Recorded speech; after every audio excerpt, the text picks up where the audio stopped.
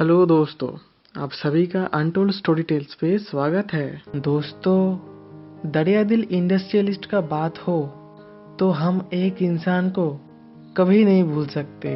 जी हाँ, उनका नाम है रतन टाटा, जिनका नाम आज पूरा दुनिया को पता है। रतन टाटा ने 28 दिसंबर 1937 में बम्बई के एक पारसी फैमिली में जन्म लिया था, जिनके पिता का नाम नोबेल टाटा और माताजी के नाम सोनी टाटा है। दोस्तों, रतन टाटा ने अपने पहले दौर की schooling the cathedral and John Connon school से की थी और दूसरे दौर में बिशप कॉटन स्कूल शिमला से की थी। 1948 में जब रतन टाटा 10 साल के थे, तब उनके माता पिता का कुछ गलतफहमी की वजह से डाइवोर्स हो गया था।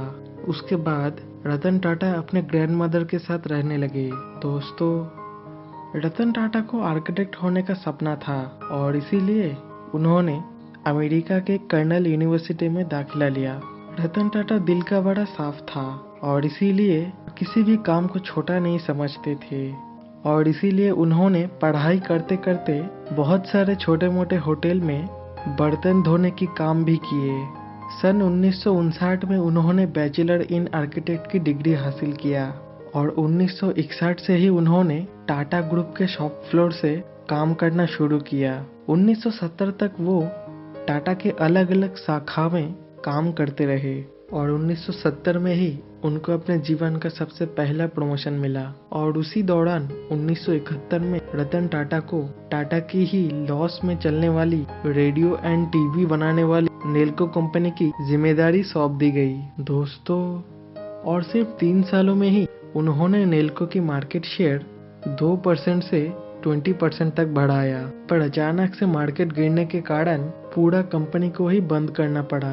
इस फेलियर के बाद रतन टाटा ने 1975 में हार्वर्ड से मैनेजमेंट की डिग्री हासिल की। दोस्तों, उसके बाद रतन टाटा को टाटा की ही लॉस करने वाली टाटा एक्सप्रेस मेल की जिम्मेदारी सौंप दी गई, पर उस कंपनी के लिए रतन टाटा ने कंपनी से 50 लाख की मांग की, जिससे कंपनी के कुछ चीजें बदल सके, पर मैनेजमेंट ने उनका मांग खारिज कर दिया और वो कंपनी भी बंद हो गई। ये दूसरी बार उनको जीवन में फेलियर का सामना करना पड़ा। दोस्तों, उसके बाद 1981 में रतन टाटा को टाटा इंडस्ट्रीज का अध्यक्ष बना दिया गया। उसके 10 साल बाद 1991 में रतन टाटा को टाटा ग्रुप का चेयरमैन बना दिया गया। दोस्तों, टाटा ग्रुप्स पहले से ही व्हीकल्स बनाती थी और रतन टाटा ने करंट सिचुएशन को देखते हुए 1998 में इंडिका कार लॉन्च की, पर ऑटो एनालिसिस ने इस कार को बहुत बुरी तरीके से बदनाम कर दिया, जिसके तहत विद इन 1 ईयर के अंदर टाटा इंडिका के सेल में बहुत घाटा हुआ और टाटा इंडिका फ्लॉप हो गई और इस चीज से टाटा ग्रुप को फाइनेंशियली बहुत नुकसान हुआ। इस नुकसान के बाद टाटा ग्रुप के मैनेजमेंट रतन टाटा को प्रेशराइज करने लगे, क्योंकि इंडिका का पूरा डिसीजन रतन टाटा का था। इसके बाद रतन टाटा के कुछ करीबी लोगों ने सुझाव दिया टाटा मोटर्स को बेच देने के लिए, जिससे नुकसान का भरपाई हो सके, और इसलिए रतन टाटा फोर्ड कंपनी के पास गया टाटा मोटर्स को बेचने के लिए।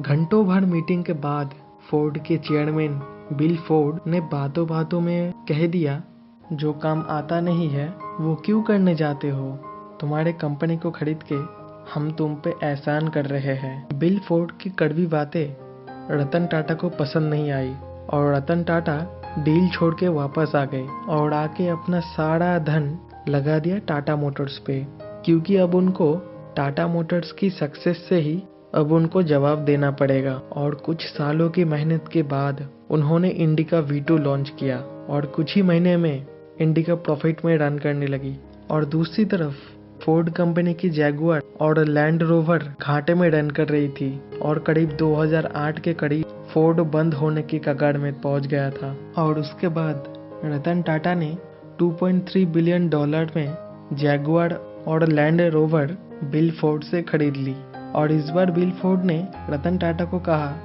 आप हमारी कंपनी को खरीद के हमारे ऊपर एहसान कर रहे हैं। रतन टाटा अगर चाहते तो उनको कड़वा जवाब दे सकते थे, पर वो अपनी सक्सेस की नशे में चूर नहीं थे। इसीलिए कहावत है कि जितना भी बड़ा हो जाओ पर कभी किसी को नीचा नहीं दिखाना चाहिए। यही तो एक महान इंसान के गुण है। इसी तरह रतन टाटा ने बहुत सारी कंपनी को खरीदा। सन 2000 में टाटा ने कनाडा की टी बैग कंपनी टेटली को खरीदा और वो दुनिया के सबसे बड़ा टी बैग कंपनी बन गई। सन 2004 में साउथ कोरिया की देव कमर्शियल कंपनी को टाटा ने खरीदा और उसके बाद उसे टाटा देव कमर्शियल कंपनी नाम रख दिया। सन 2007 में टाटा ने लंदन की कोडास ग्रुप को खरीदा और बाद में उसे टाटा स्टील का दर्जा दे दिया गया। सन 2008 में टाटा मोटर्स ने मिडिल क्लास लोगों के लिए भी एक स्कूटर के प्राइस में कार लॉन्च किया था टाटा नैनो के नाम से, पर उसे एक चीप कार कह के फ्लॉप कर दिया गया। ऑनलाइन और इंटरनेट बहुत ज़्यादा पॉपुलर होने के कारण उन्होंने यहाँ पे भी इन्वेस्ट किया, जैसे Ola cab, Xiaomi, Lenskart, Paytm, Snapdeal, कैशकरो.com, ब्लू स्टोन etc। दोस्तों 28 दिसंबर 2012 को 75 साल के रतन टाटा चेयरमैन पद से इस्तीफा दिया। दोस्तों रतन टाटा ने कभी शादी नहीं की और वो किताबों और जानवरों से प्यार करते हैं और इसीलिए वो 2 कुत्तों के साथ वलवा के एक फ्लैट में रहते हैं। दोस्तों रतन टाटा ने अपने कंपनी के और अपने उसूलों को मानते हुए कंपनी के रेवेन्यू को 50 गुना और प्रॉफिट को 60 गुना से भी ऊपर बढ़ाया है, पर टाटा कंपनी अपना सारा प्रॉफिट का 66% देश को डोनेट करता है। आज टाटा के 100 से भी ज़्यादा कंपनी है जो वर्ल्ड वाइड 150 से भी ऊपर देश में फैला हुआ है। टाटा के कंपनी में 7.5 लाख से भी ऊपर एम्प्लॉय काम करता है। रतन टाटा को इसीलिए बहुत सारे पुरस्कारों से सम्मानित किया गया, जिसमें सबसे बड़े सन 2000 में पद्म भूषण और सन 2008 में पद्म विभूषण। और दोस्तों अगर आप अब तक इस वीडियो को देख रहे हैं तो हम लोगों को सपोर्ट करने के लिए इस वीडियो को लाइक करें और चैनल को सब्सक्राइब करें। ऐसे ही मोटिवेशन और बायोग्राफी वीडियोस और देखने के लिए कमेंट करके आप अपना राय ज़रूर दें। तब तक के लिए जय हिंद, जय भारत।